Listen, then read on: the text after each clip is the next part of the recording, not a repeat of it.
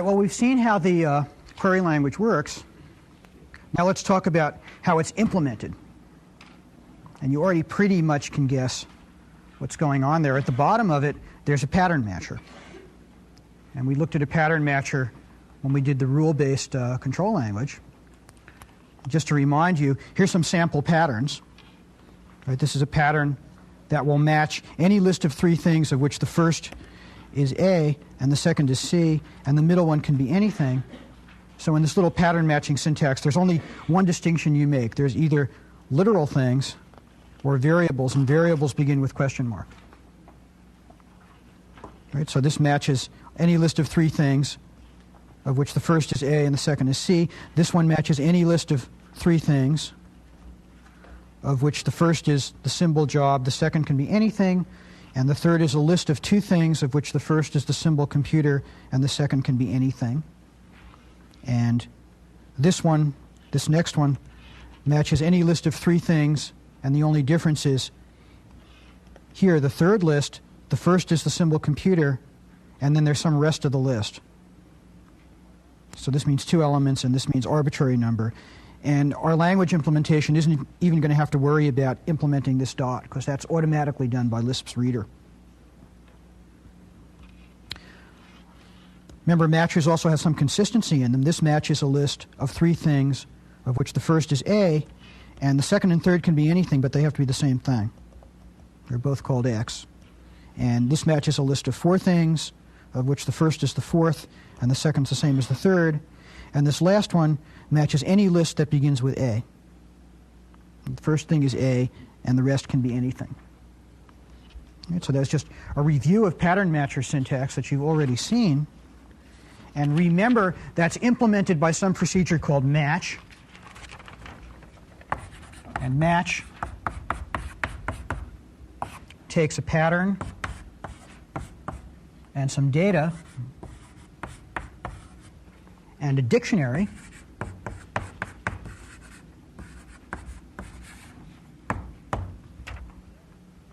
and what match asks the question: is there any way to match this pattern against this data object subject to the bindings that are already in this dictionary? So for instance, if we're going to match the pattern X, Y, Y, X against the data A, B, B, A, subject to a dictionary that says X equals A, then the matcher would say, yes, that's consistent, these match, and it's consistent with what's in the dictionary to say that X equals A. And the result of the match is the extended dictionary that says X equals A and Y equals B. So a matcher takes in pattern data dictionary, puts out an extended dictionary if it matches, or if it doesn't match, says that it fails. So for example, if I use the same pattern here, if I say does X, Y, Y, X match A, B, B, A, with the dictionary Y equals A, then the matcher would put out fail.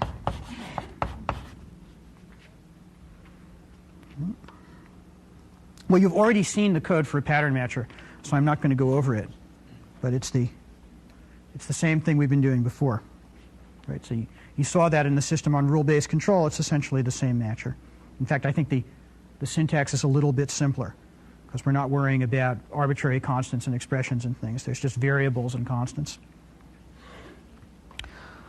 Okay, well, given that, what's a primitive query? Primitive query is going to be a rather complicated thing.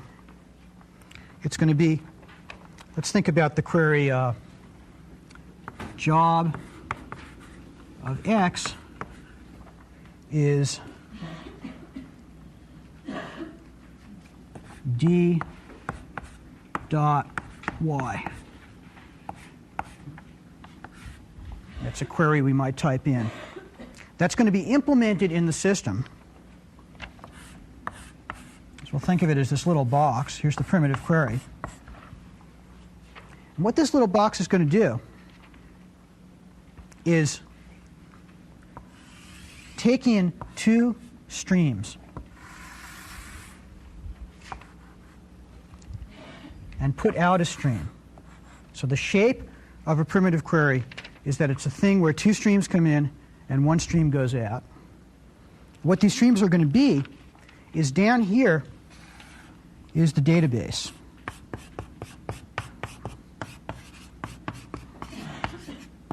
So we imagine all of the things in the database sort of sitting there in a stream, and this thing sucks on them. So what are some things that might be in the database? The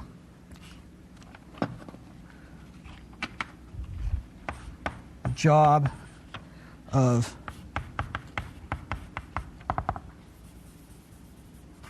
Alyssa is something, and some other job is something. So imagine all of the facts in the database sitting there in the stream. And that's what comes in here. What comes in here is a stream of dictionaries. So one particular dictionary might say, Y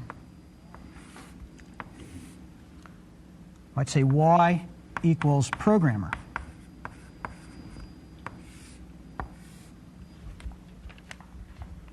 Now what the query does, when it gets in a dictionary from this stream, it finds all possible ways of matching the query against whatever's coming in from the database. It looks at the query as a pattern, matches it against any fact from the database, or all possible ways of finding a match in the database, with respect to this dictionary that's coming in. So for each fact in the database, it calls the matcher using the pattern, fact, and dictionary. And every time it gets a good match, it puts out the extended dictionary. So for example, if this one comes in and it finds a match, out will come a dictionary that in this case will have y equals programmer and x equals something. Y is programmer, X is something, and D is whatever it found, and that's all. And of course it's going to try this for every fact in the dictionary, so it might find lots of them. It might find another one that says Y equals programmer and X equals and D equals. Okay, so for one frame coming in, it might put out, for one dictionary coming in, it might put out a lot of dictionaries. Or it might put out none. Right? It might have something that wouldn't match, like x equals foo. This one might not match anything, in which case nothing will go into this stream corresponding to this frame. Or what you might do is put in an empty frame, and an empty frame says try matching all ways, find all possible ways of matching the query against something in the database subject to no previous restrictions. And if you think about what that means, that's just the computation that's done when you type in a query right off. It tries to find all matches. So a primitive query sets up this mechanism, and what the language does, when you type in a query at the top level, it takes this mechanism, feeds in one single empty dictionary, and then for each thing that comes out, takes the original query and instantiates the result with all the different dictionaries, producing a new stream of instantiated patterns here. And that's what gets printed on the terminal. So that's the basic mechanism going on there. Well, why is that so complicated? Probably can think of a lot simpler ways to arrange this match for a primitive query rather than having all these streams floating around. And the answer is, you can probably guess already, the answer is this thing extends elegantly to implement the means of combination. So for instance, suppose I don't only want to do this. I don't want to say give me everybody's job description. Suppose I want to say and the job of x is d dot y, and the supervisor of x is z. Now, supervisor of x is z is going to be another primitive query that has the same shape. It's going to take in a stream of data objects, a stream of initial dictionaries, which are the restrictions to try and use when you match, and it's going to put out a stream of dictionaries. So that's what this primitive query looks like. And how do I implement the AND? Well, it's simple. I just hook them together. I take the output of this one, and I put that to the input of that one, and I take the dictionary here and I fan it out. And then you see how that's going to work, because what's going to happen is a frame will now come in here which has a binding for x, y, and d. And then when this one gets it, it'll say, oh, gee, subject to these restrictions, which now already have values in the dictionary for y and x and d, it looks in the database and says, gee, can I find any supervisor facts? And if it finds any, out will come dictionaries which have bindings for y and x and d and z now.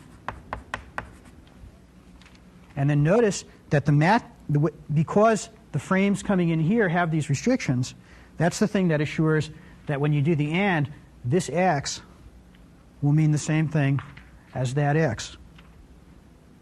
Because by the time something comes floating in here, x has a value that you have to match against consistently. And then you remember from the code from the matcher, there was something in the way the matcher did dictionaries that arranged consistent matches. So there's AND. The important point to notice is the general shape. If you look at what happens, the AND of two queries, say P and Q. Here's P and Q. The AND of two queries, well, looks like this. Each query takes in a stream from the database, a stream of inputs, and puts out a stream of outputs. And the important point to notice is that if I draw a box around this thing and say this is AND of P and Q, then that box has exactly the same overall shape. Right? It's something that takes in a stream from the database. Here it's going to get fanned out inside.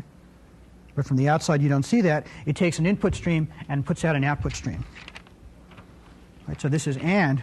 And then similarly, OR would look like this. OR would, although I didn't show you examples of OR would say, can I find all ways of matching P or Q? So I'll have P and Q. Each will have their shape.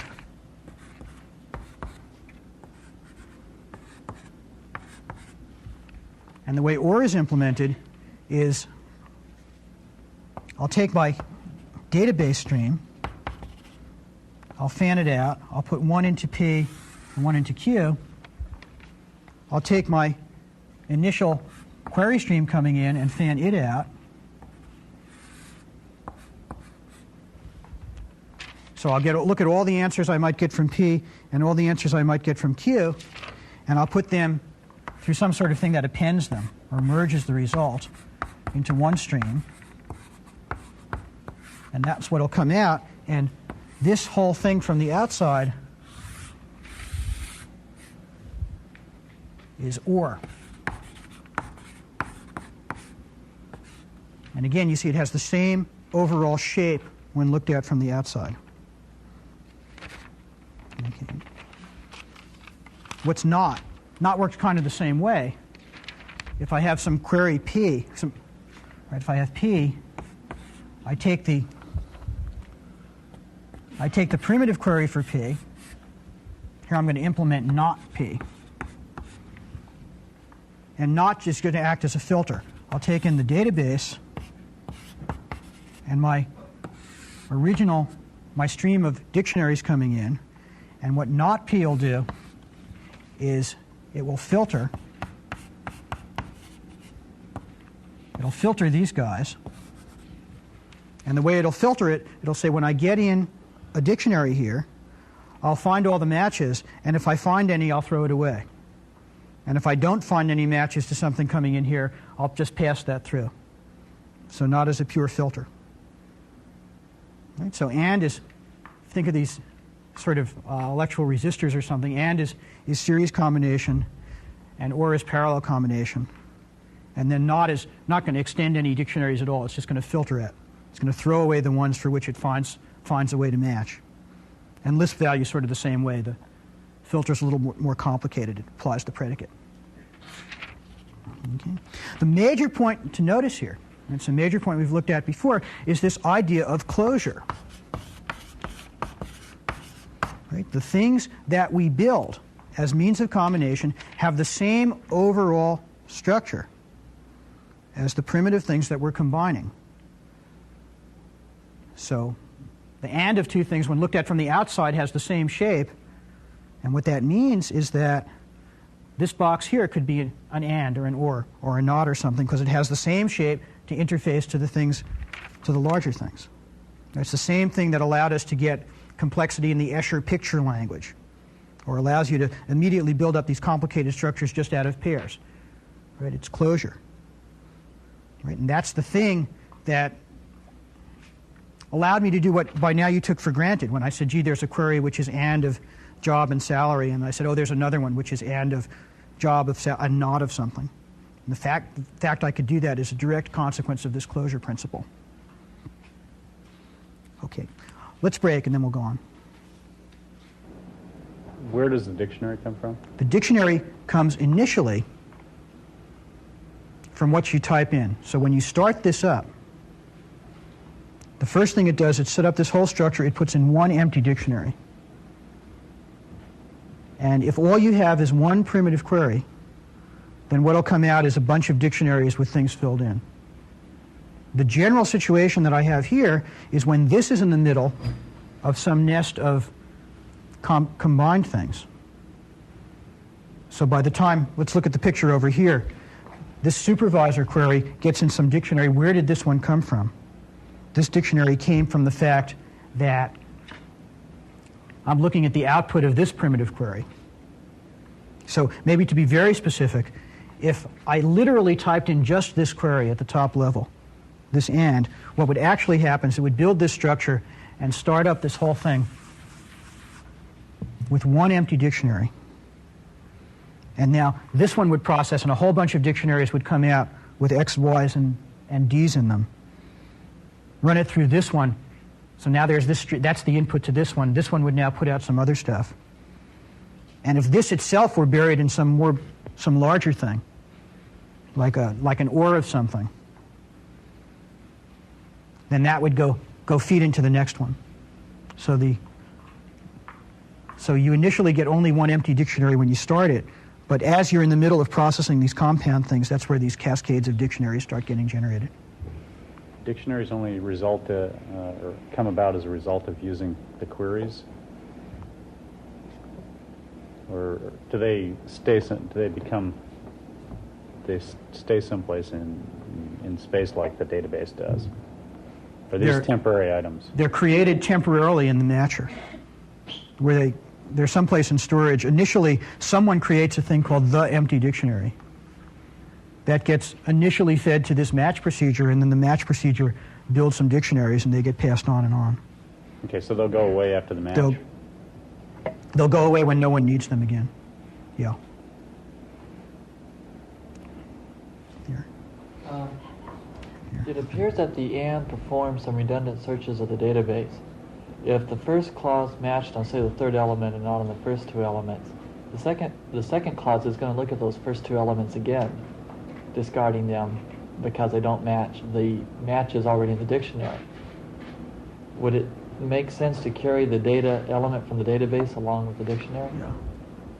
Yeah, there are Well, in general, there are other ways to arrange this search, and there's some analysis that you can do. I think there's a problem in the book which talks about a different way that you can cascade and to eliminate various kinds of redundancies. This one is was mainly meant to be very simple, so you can see how they fit together. But you're quite right, there are redundancies here that you can get rid of. That's another reason why this language is somewhat slow. There are a lot smarter things you can do. We're just trying to show you a very simple in-principle implementation. Did you model this language on Prolog, or did it just come out looking like Prolog?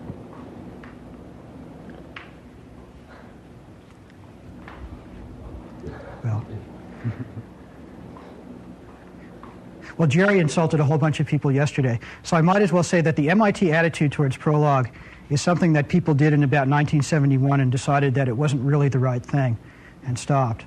So we modeled this on the sort of natural way that this thing was done in about 1971, except at that point we didn't do it with streams. And then after we were using it for about 6 months, we discovered that it had all these problems, some of which I'll talk about later. And we said, gee, Prolog must have fixed those, and then we found out that it didn't. So this does about the same thing as Prolog. Does Prolog use streams? No. Prolog, how it behaves a lot like Prolog. Prolog uses a backtracking strategy. But the other thing that's really good about Prolog that makes it a usable thing is that there's a really very, very well-engineered compiler technology that makes it run fast. So although you saw the merge, spitting out these answers very, very slowly, a real Prolog will run very, very fast. Because even though it's sort of doing this, what the real work that went into Prolog is, a very, very excellent compiler effort. All right, let's take a break.